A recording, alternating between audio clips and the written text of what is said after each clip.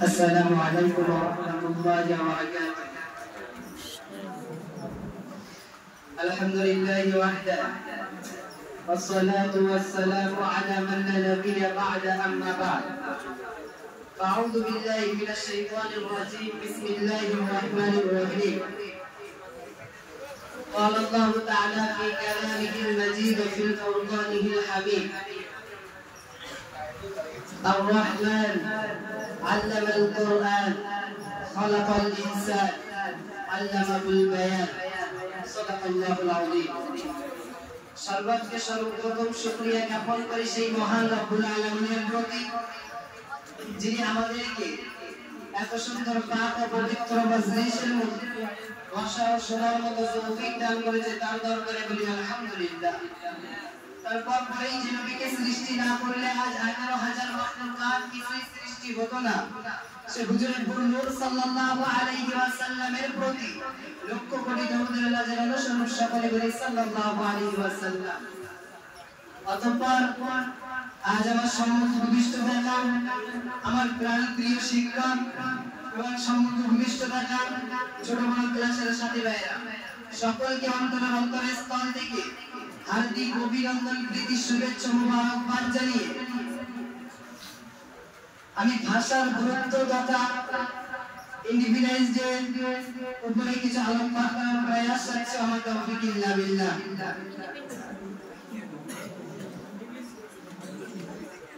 বন্ধুগণ, আমরা সকলেই জানি যে ভাষা এটা কয়েকটি অক্ষর মিলে একটা শব্দ হয়েছে, দুটি অক্ষর হয়েছে ভাষা।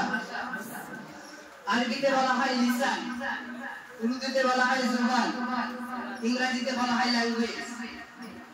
এই ভাষাটাকে আমি মনে করি একটা মহাসমুদ্র। কেননা এই ভাষাটা অন্যান্য সৃষ্টিজীবের নেই, সে কারণে অন্যান্য সৃষ্টিজীবের তুলনায় আজ মানুষ ভিন্ন, স্বতন্ত্র, সম্মানিত। সুতরাং এই ভাষা দুটি ভাগে বিভক্ত করা যায়। নাম্বার 1, এই ভাষার একটা ভাগ বলা যায় যে সরল, আর একটা হলো নীরব। এই দুটো ভাষা, কেউ এই ভাষাটাকে বাকশক্তির ব্যবহার করে, আবার কেউ কলমের মাধ্যমে এটা ব্যবহার করে। যেমন বাকশক্তির ব্যবহার করার সাথে সাথে যেমন মাইক্রোফোনের প্রয়োজন হয়, ঠিক সাথে সাথে এই লিখনের মাধ্যমে যদি এটাকে প্রকাশ করা যায়, ঠিক তেমন খাতা, কালি, কলমের প্রয়োজন হয়। সুতরাং এই ভাষাটাকে এমন একটা গুরুত্বপূর্ণ যে ভাষা, যে বাকশক্তি যদি আপনি দেন, আপনার ভিতরে যদি বাকশক্তি দেওয়ার উপযুক্ত থাকেন আপনি, তাহলে আপনার কথা মানুষ শুনবে, আপনার কথা মানুষ শ্রবণ করবে। আর যদি তা না হয়, আপনি যদি লেখনের মাধ্যমে এটা প্রকাশ করতে চান, পাঠক পাঠিকা পড়ে তাতে উপকৃত হবে। কিন্তু সম্মানীয় শ্রোতা, আজ এই ভাষার উপরে আমাদের এতটা চর্চা করতে হবে, এই ভাষার উপরে আমাদের এতটা গুরুত্ব দিতে হবে, হয় চাই লিখনের মাধ্যমে হোক, চাই বাকশক্তির মাধ্যমে হোক, যেভাবে আমাদের এই ভাষাটাকে গুরুত্ব দিতে হবে। আজ যদি আমরা এই ভাষাটাকে গুরুত্ব দেই, আজ যদি এই ভাষাটাকে আমরা মূল্যায়ন করি, তাহলে আমাদের আগামী যে 15ই আগস্ট স্বাধীনতা দিবস আসছে, এতে আমরা অংশ নিতে পারবো ইনশাআল্লাহ। আর যদি আমরা এই ভাষার উপরে গুরুত্ব দেই, তাহলে প্রতিটি স্টেজ আমাদেরকে রাখবে, প্রতিটি স্টেজ আমাদের আহ্বান করবে। এই ভাষার উপরে যদি আমরা গুরুত্ব দেই, আপনাকে জলসার স্টেজ আপনাকে আহ্বান করবে, কনভেনশনের স্টেজ আপনাকে আহ্বান করবে, সমাবেশের স্টেজ আপনাকে আহ্বান করবে, প্রবন্ধের স্টেজ আপনাকে আহ্বান করবে। আর যদি আপনি প্রবন্ধের উপরে যদি না হন, আপনি যদি লেখনের মাধ্যমে না হন, তাহলে আপনি সমাজের কাছে কোনো মূল্য, আপনার কোনো মূল্য থাকবে না।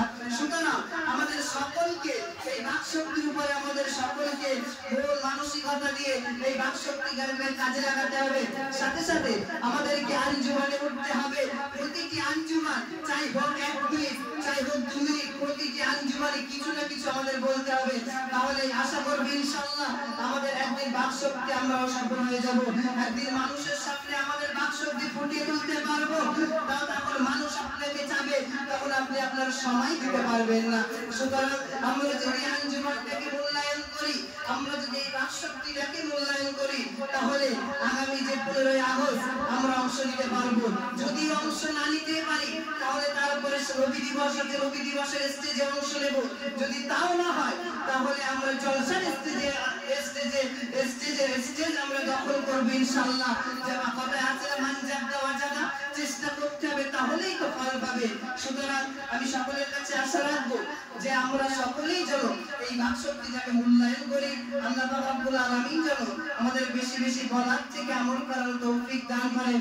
এই বলে আমি আমার মুখতাসার বক্তব্য এটি করছি। ওয়া আখিরু দাওয়ানা আলহামদুলিল্লাহি রাব্বিল আলামিন। আসসালামু আলাইকুম ওয়া রাহমাতুল্লাহ।